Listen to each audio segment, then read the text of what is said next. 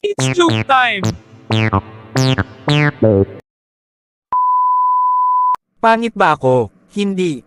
Kapalit-palit ba ako? Hindi pare. Eh bakit ako iniwan? Kasi hindi ka sumama.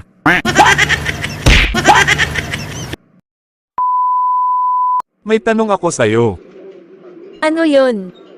Kung magiging noodles ako, anong noodles ako para sa'yo? Cup noodles. Bakit naman cup noodles? Ang sarap mo kasing buhusan ng mainit na tubig. Pwede pa kulot. Pabili nga po. Ano yun? Ate may itlog ka. Meron. Ay sayang ang ganda mo pa naman.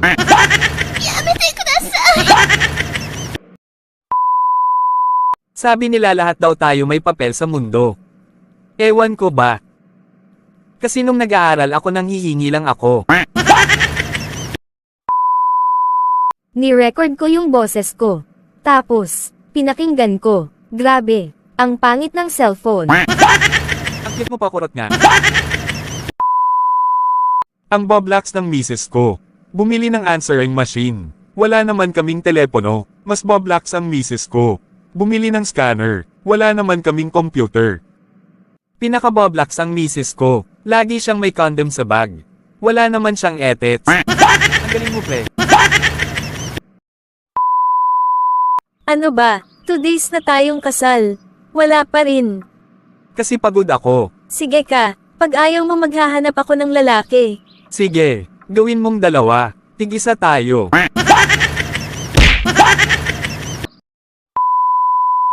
Ang puti naman ng bird mo. Aba syempre likas papaya ata gamit ko dyan. Ginagamitan mo rin ba ng downy? Bakit? Mabango ba? Ang lambot eh.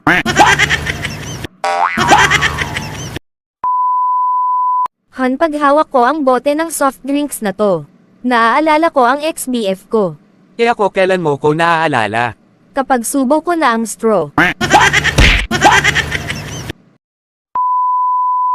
Ano ang dapat gawin kapag lumilindol? Buksan po ang ilaw. Bakit naman Pedro? Kasi po sa kubo namin madalas lumindol paggabi. Pero pag nag-switch ako ng ilaw biglang tumitigil. Isang araw may senso sa bahay nila Tekla. Mrs. ilan ba ang anak nyo? 14 po. Ang dami naman. Hindi ba kayo gumagamit ng pills, condom, o withdrawal? Hindi po, etets lang talaga. Anak ng teteng. Sa isang hospital. Han, nahihirapan akong huminga. Kung nahihirapan ka ng huminga, itigil mo na.